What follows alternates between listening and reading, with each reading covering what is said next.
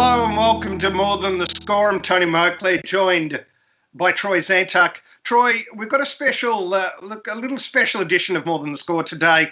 We had an absolutely fantastic interview with Rene Kink, who was so generous with his time and his stories.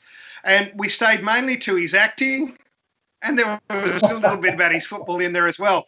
But he's such a multi-dimensional character that he also gave us an absolutely brilliant story about his boxing days. You're absolutely right, Tone. A man of many talents, the Incredible Hulk, Rene Kink, both in the ring as a boxer and outside the ring as an ambassador and a presenter. I know you love your boxing, mate. Can you tell us a little bit about your connections? And obviously, you had a bit of a boxing career to speak of, so tell the listeners a bit about it. Well, I was lucky a few years ago in 1989, it was. Mark Jackson and I had a bit of a stoush at the Aquatic Centre here in Melbourne. We had 3,500 people there. I didn't knock him out. I tried very hard, but I got the trophy on points, so that was very good. I would have loved to have been around or been younger to be able to jump in the ring with, of course, Barry, what's his name? Sydney Swans? Oh, Barry Hall. Barry Hall. Barry Hall, God. Yeah, and he had a fight with Paul Gallen and so on. I would have loved to have been around to be able to do that. I was fortunate enough to spar Jimmy Thunder for about 5 years at Jack Rennie's. Wow. And Jimmy was the Australian heavyweight champion, of course, for a number of years in Australia. And he came over from New Zealand. Gus Mercurio brought him over and he went to Jack Rennie's to train. And that's where I used to spar him 3 or 4 or 5 nights a week. Plus we did a few camps. So, I loved it. But I'm also the ambassador for the Bob Rose Peter Maniatis Boxing Cup every year at the Malvern Town Hall. Yes. And Troy, you're involved with it over the years. And it's a very good night. We have about 1,000 there. We have some great fights and a lot of the great Australian Commonwealth champions have come out of it. Absolutely.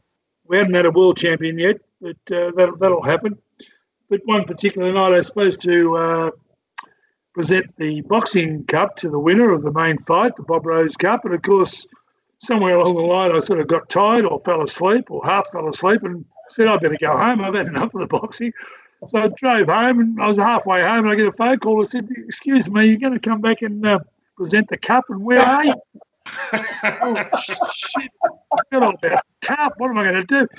Well, lucky, I was talking to a couple of boys on the phone and Mick Gatto, who's always at the boxing at the cup there every year, and Mick got in the ring and fortunately was able to present the cup to the winner that night. But I had a bit of egg on my face. It was quite embarrassing because I've been doing it for about 16 years. Yeah. That was the first night I hope he missed it because, I was in a different part of the world, I think. Anyway, halfway home and I thought, where are you? I've got to say, Rene, in your defence, mate, they can be very long nights. Yeah, they had been a long night, 11 o'clock-ish, well into 11-ish, 12 o'clock, early start, of course. But, look, it's generally a good night, a lot of fun. Everyone knows everyone, and you really get some good boxing matches. So you do, mate. What a great story that is, Tone. Look, we've all been there. Some of these events are a real test of endurance, and I don't blame you at all, Rene. I would have done exactly the same. I'm sure, Tony, you've missed a few sports nights and forgot to get to the venue. Yeah, exactly. No about that. So, the prospect of you taking on Barry Hall, I mean, that would just be, you'd pay good money to see that, Rene. Yeah. Oh, look, I would have loved to have been. I've already spoken to Barry quietly about it, nicely, and I said it to him nicely in case he hit me. I said, would have loved to have been around, age-wise, of course, to be able to get in the ring with you. There was a chance at one stage when I did have the fight with Jacko that Gary Ablett was going to be possibly an opponent for me. Wow. But we couldn't get together on it. Offered him $150,000 to fight me. And that was back when we're going to do it at the Collingwood Centre before it became the Collingwood Centre, when it was just the swimming pool, whatever it was called at the time. How much did you feel that knocking out Mark Jackson would be of great benefit to humanity? Jacko's an interesting guy. It's a bit like Tony, as you know, with Warwick Kappa. They're very interesting people. And Jacko is an interesting character. You know, Jacko's never drank in his whole life. He doesn't drink. Jacko's never drunk in his whole life. Troy will probably tell you that. Yeah, non-drinker. Non-drinker all his life. But the trams and trains gets a bit mixed up sometimes in the brain. But just a delightful guy. We've always been mates. And even though we had that fight, he was terrific. And, I did try and knock him out because, I thought that's the right thing I should try and do.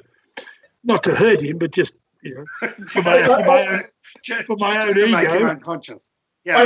ego. I reckon from memory, Renee, Jacko was he had a few bouts with Rotten Ronnie Andrews. Yeah, he did. He had, I think, one or two over in Perth long time ago, well before my time. Nothing came of those sort of bouts, but that was probably the first bout or bout that footballers had or started, But people don't realise also Bobby Rose, you know this, Troy, he was a Victorian welterweight champion. Yeah. I think he had 7 or 9 fights and never lost one. Undefeated. Wow. Undefeated. Welterweight champion of Victoria, and he could have gone on, I reckon, easily Australian champion. So pretty good effort from a bloke who's one of the greatest players of all time. Absolutely, Renee. Absolutely. Yeah. So he's a pretty handy boxer. The oldies tell me, the guys from the old TV ringside days, they said he was very, very good, very quick. That is a brilliant story. Thank you for sharing that with us, Renee. And we look forward to your next appearance on More Than the Score when I think we can unearth even more amazing stories from you. Thanks again, Renee. Thank you, guys. Look forward to it.